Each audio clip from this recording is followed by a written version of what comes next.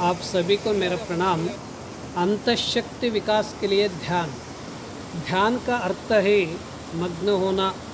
प्रपंच में अनेक प्रिय वस्तु में मन मग्न होता है। यह मन का स्वभाव और गुण प्रवृत्ति है। जो वस्तु में मन डूब जाता है उस वस्तु में ईश्वर की भावना होने से मन बंधमुक्त होता है। इस भावनात्मक ध्यान को सर्वात्मक ध्यान कहते हैं।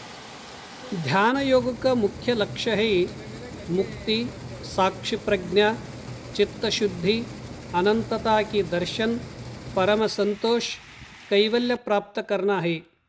ध्यान करने से शरीर से क्रियात्मक शक्ति, मन में उत्साह शक्ति, सूक्ष्म संवेदनाशीलता, समस्त प्रकृति में स्नेह, सद्गुण की सुगंध बढ़कर अंतःशक्ति का विकास होता है।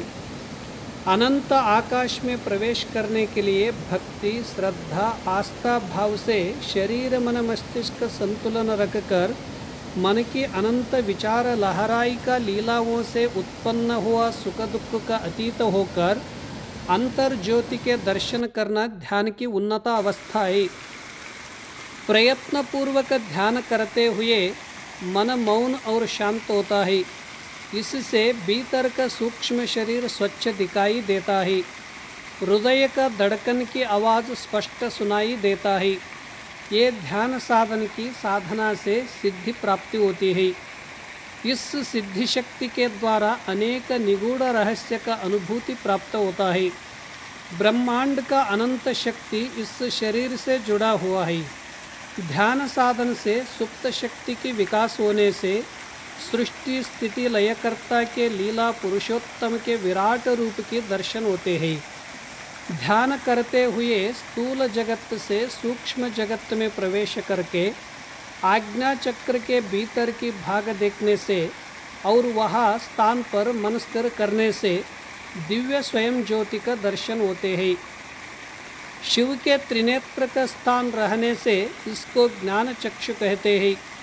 इसी स्थान पर ध्यान लगाने से भूतकाल, वर्तमान काल, भविष्यत काल की ज्ञान की प्राप्ति होती है।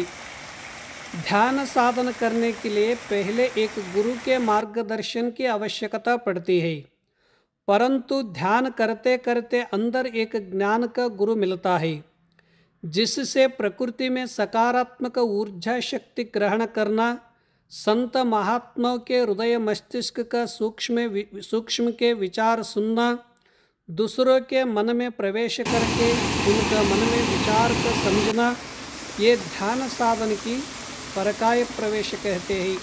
आज का विषय संपन्न हुआ।